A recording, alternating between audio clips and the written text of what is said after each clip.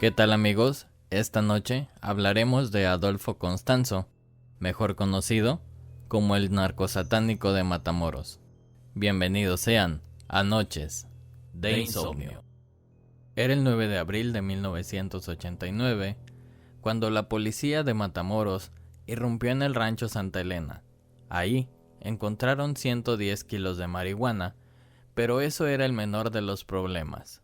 Dentro de un caldero de hierro, emanaba un hedor imposible de respirar. En su interior había sangre seca, un cerebro humano, colillas de cigarro, 40 botellas vacías de aguardiente, machetes, ajos y una tortuga asada. El horror continuó. Los alrededores de la casa resultaron ser una fosa común, una especie de catacumba con 12 cadáveres ocultos y apilados, todos completamente descuartizados, sin cerebro ni corazón. Lo más curioso es que todo comenzó esa misma tarde, gracias a un evento fortuito. Horas antes del operativo en el rancho, David Serna Valdés, un joven de 22 años, conducía una camioneta en la carretera que conecta a Matamoros con Tamaulipas, cuando repentinamente se topó con un cerco policial que lo detuvo para hacer una revisión del vehículo. En el interior encontraron restos de marihuana y una pistola calibre 38, motivos suficientes para detenerlo. Luego de unas horas de interrogatorio, confesó que pertenecía a una secta ocultista de magia negra, en la que se mezclaban transacciones del narcotráfico con rituales en los que se sacrificaban personas. La policía no creyó en aquellas declaraciones al principio, pero al menos sí fueron lo bastante alarmantes para que se movilizaran de inmediato a la propiedad que le señaló el joven arrestado. Los detenidos en el rancho confesaron a la policía judicial que ellos habían cometido todos esos asesinatos, pero también dijeron que una sola persona había dado las órdenes: Adolfo de Jesús Constanzo, un norteamericano, hijo de refugiados cubanos que practicaba la santería y el palo mayombe, un culto místico de origen afroamericano que se caracteriza por la ausencia total de valores por parte de sus seguidores. La vida de Jesús Constanzo fue desde el inicio una vorágine de desequilibrios. Antes de aprender a leer y escribir, su madre le enseñó a robar y fardear, provocando que a lo largo de su infancia fuera arrestado en múltiples ocasiones junto a su madre por crímenes menores como robo y vandalismo. Sin embargo, donde más empeño puso su madre fue en las enseñanzas del culto palo mayombe, pues ella misma se consideraba una sacerdotisa. Ya de adolescente, Constanzo conoció a un sacerdote del mismo culto que lo arropó y le enseñó a enriquecerse vendiendo drogas. En 1980 comenzó a ofrecer sus servicios de mayombero en Miami, pero al poco tiempo decidió trasladarse a la Ciudad de México, donde empezó a tener mucho éxito como lector de cartas de tarot. Los que lo conocieron dijeron que tenía una especie de magnetismo o carisma difícil de explicar.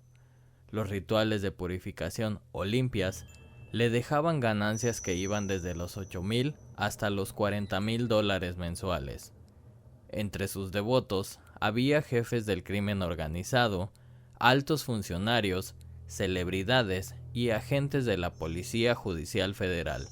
No era extraño que Constanzo, como extranjero, se moviera en Matamoros, uno de los puntos fronterizos más importantes del país. Pronto, estableció allí su culto a través del cual vendía droga que le proporcionaban sus aliados del narco a cambio de su supuesta protección mística. Deseoso de incrementar su popularidad y ganar más poder, comenzó a efectuar sacrificios en sus rituales para darles un toque de sensacionalismo y espectacularidad. Siempre lo asistía una joven divorciada que terminó siendo su musa y amante. Su nombre era Sara Aldrete, estudiante de antropología de la Universidad de Texas, a quien conoció casualmente en un café. Ella misma declaró haber torturado a algunas víctimas, entre ellas Gilbert Sosa, un traficante de drogas al que manipuló para que él mismo se colgara de una soga atada a su cuello, con las manos libres, para que al menos intentara salvar su vida. Luego, ordenó que lo sumergieran en un barril de agua hirviendo, mientras le cortaban los pezones con unas tijeras. También narró cómo a una de sus víctimas le abrió el pecho para sacarle el corazón mientras éste seguía vivo. Después de aquellas declaraciones, negó su participación en los rituales y aseguró que Constanzo la había retenido contra su voluntad. Sin embargo, muchos la señalaron como la gran sacerdotisa del culto, que además participaba activamente en todas las sangrientas ceremonias y se encargaba de reclutar nuevos miembros y de promocionar las actividades de la secta. Adolfo explicaba que los ingredientes milagrosos para poner en un caldero eran la sangre y algunos miembros humanos mutilados, de preferencia cerebros de criminales o de locos. Lo ideal era que estos fueran de individuos de raza blanca, porque supuestamente eran más influenciables por el verdugo. Constanzo hacía mucho énfasis en este punto, porque según el culto para el victimario, la tortura y la víctima era un factor muy importante. El alma del sacrificado debía aprender a temerle a su verdugo por toda la eternidad, y así quedar sujeta a él para siempre. El rito concluía cuando los participantes bebían la sopa del caldero, pues creían que les daba todo el poder deseado por los criminales. Varias de las víctimas fueron civiles inocentes elegidos al azar. Uno de ellos fue Mark Kilroy, un estudiante norteamericano de medicina que había desaparecido un mes antes que la policía allanara el rancho de Constanzo. Poco después, se comprobó que su columna vertebral había sido usada por el líder de la secta como amuleto en forma de corbata. Antes de que la policía llegara al rancho Santa Elena, Constanzo, Sara, Álvaro Valdés y Martín Quintana lograron huir hacia la Ciudad de México, en donde se encontraron con otros discípulos. Después de 3 semanas prófugos, las autoridades lograron interceptarlos, gracias a que Sara logró enviar una carta en la que afirmaba que era rehén y que temía por su vida.